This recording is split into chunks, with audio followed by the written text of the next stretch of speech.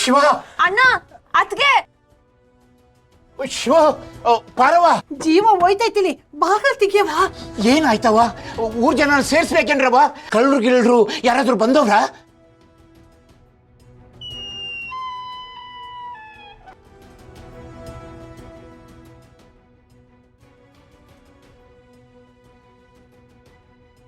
ಏನಾಯ್ತೈತೆ?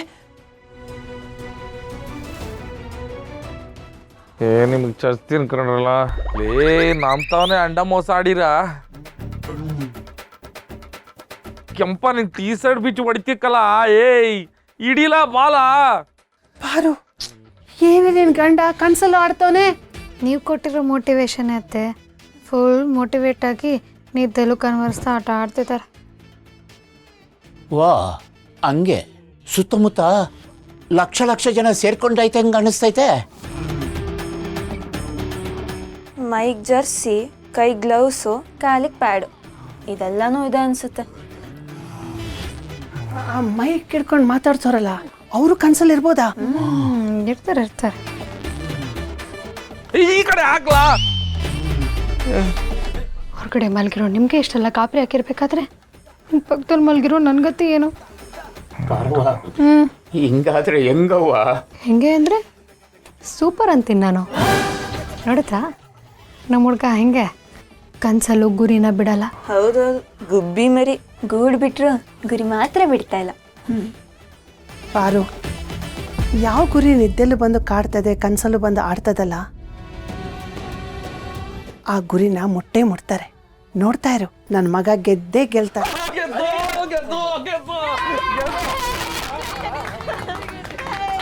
ಗೆದ್ಬಿಟ್ವಿ.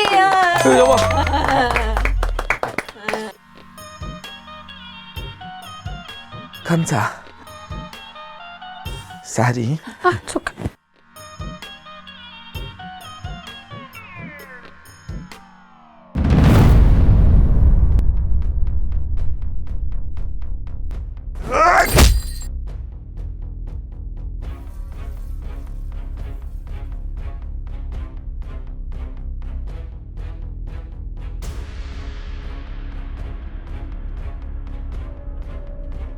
ಅತ್ತೆ ನಾನೇಮ್ಮ ನಿನ್ನತ್ತೆ. ಇಷ್ಟು ದಿನ ಸೌಮ್ಯವಾಗಿದ್ದ ನಿನ್ನತ್ತೆ ಈ ಅವತಾರದಲ್ಲಿದ್ದಾಳೆ ಅನ್ಕೊಂಡ್ಯಾ? ನನ್ನ ಸೊಸೆಗೋಸ್ಕರ ನಾನು ಏಟ್ ತಿನ್ನೋಕ್ಕೂ ಸಿದ್ಧ, ಸಮಯ ಬಂದ್ರೆ ಏಟ್ ಹೊಡಿಯೋಕ್ಕೂ ಬದ್ಧ.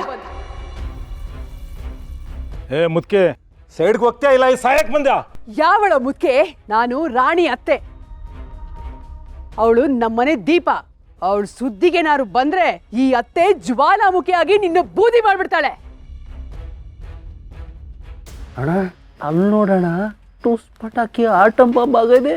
ಅಯ್ಯೋ ನನ್ನ ಮಗನೇ ಅಮ್ಮ ಈ ಕಡೆ ನಿಂತ್ಕೊಳ್ಳ, ನನ್ನ ಟೆನ್ಷನ್ ನನಗಾಗಿದೆ. ಏಯ್!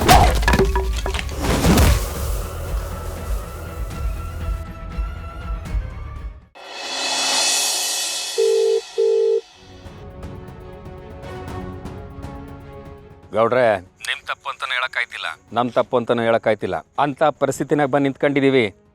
ನಾಗೇಗೌಡ್ರೆ ಬುಟ್ಟಿ ಒಡವೆಗಿಂತಲೂ ಬೊಟ್ಟು ಕುಂಕುಮ ಲೇಸು ಅಲ್ವಾ?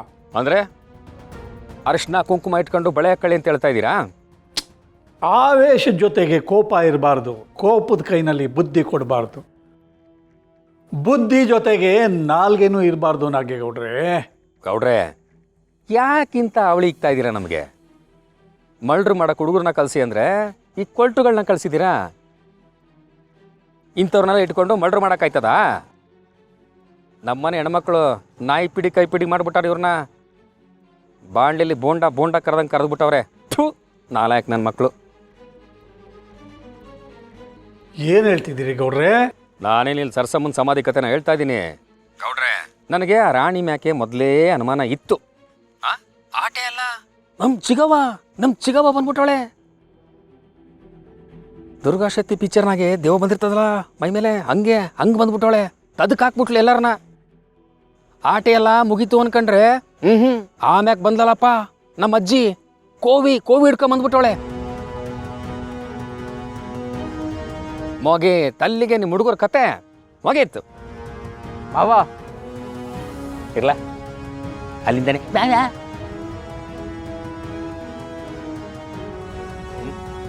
ಮಾವ ನಮ್ಮ ಯೋಗ್ಯತೆಗೆ ಯಾವುದು ಕೈ ಹಿಡಿತಿಲ್ಲ ಮಾವ. ಸೋಮೇಗೌಡ್ರೆ, ನಾಗೇಗೌಡ್ರೆ, ನಾನು ಹೇಳೋದನ್ನ ಗಮನ ಇಟ್ಟು ಕೇಳಿಸ್ಕೊಳ್ಳಿ. ಆ ಶಿವು ತಂಗೀರು ಹೇಗೆ ಅಂದರೆ ಸುಶೀಲ ಸುಶಿಕ್ಷಿತ ಸಭ್ಯರು ಆಗಿರ್ತಾರೆ ಒಳಗಡೆ. ಆದರೆ ಅವರ ಅಸ್ತಿತ್ವಕ್ಕೆ ಧಕ್ಕೆ ಬಂತು ಅಂದರೆ ಮಹಾಕಾಳಿ ಅವತಾರ ತಾಳ್ಬಿಡ್ತಾರೆ. ತಾವು ಮಾತ್ರ ಅಲ್ಲ, ತಮ್ಮ ಸುತ್ತಮುತ್ತ ಇರೋ ಎಲ್ಲ ಹೆಣ್ಮಕ್ಳಿಗೂ ಅದೇ ಬುದ್ಧಿನ ಕಲಿಸ್ತಾರೆ. ಆ ಪೆದ್ದನ ಮಗ ಓಕೆ, ಆದರೆ ಆ ಪೆದ್ದನ ಮಗನ ತಾಯಿ ಸುಮತಿ ಇಷ್ಟು ದಿವಸ ನೀವು ಕೊಟ್ಟ ಕಾಟನ ಸಹಿಸ್ಕೊಂಡು ಇವತ್ತು ಮನಸೋ ಇಚ್ಛೆ ಕೈ ಎತ್ತಿದ್ದಾರೆ ಅಂದರೆ ಏನರ್ಥ?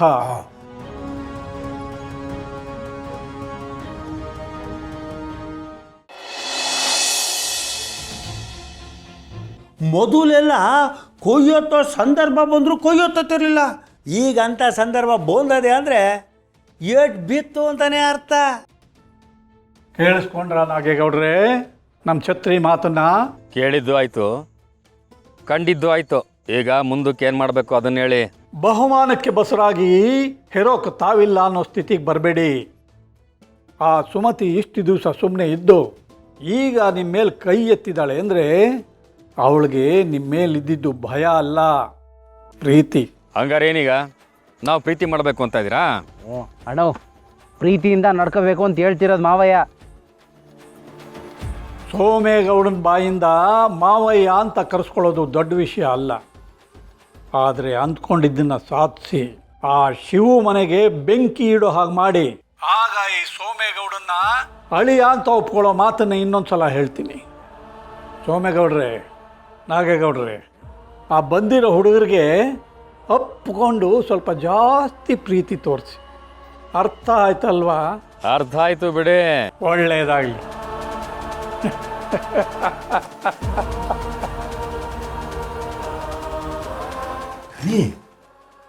ಯಾಕೋ ನೋಡ್ತಾ ಇದ್ರೆ ಪೊಟ್ಟು ಸೊಡ್ಲಾಯ್ತು ಅನ್ಸಕ್ಕಿಲ್ವಾ?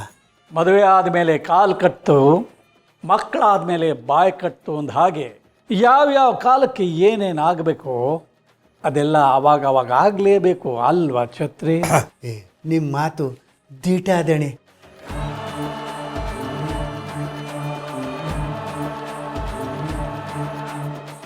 ಸೋಮ, ಈರ್ಭದ್ರೇನವರು ಪ್ರೀತಿ ತೋರಿಸು ಅಂತ ಹೇಳವ್ರೆ. ತೋರಿಸ್ದಿರಕ್ಕಾಯ್ತದ? ಹ್ಞೂ ಅಣ್ಣ, ತೋರ್ಸುಮ್ಮ. ಅಣ್ಣ ಬಿಟ್ಬಿಡಿ ಅಣ್ಣ, ನಾವೆಲ್ಲಾದ್ರೂ ಹೋಗಿ ಬದುಕತ್ತೀವಿ ಅಣ್ಣ, ಬಿಟ್ಬಿಡಿ. ಸುಮ್ಕಿರಲ್ಲ.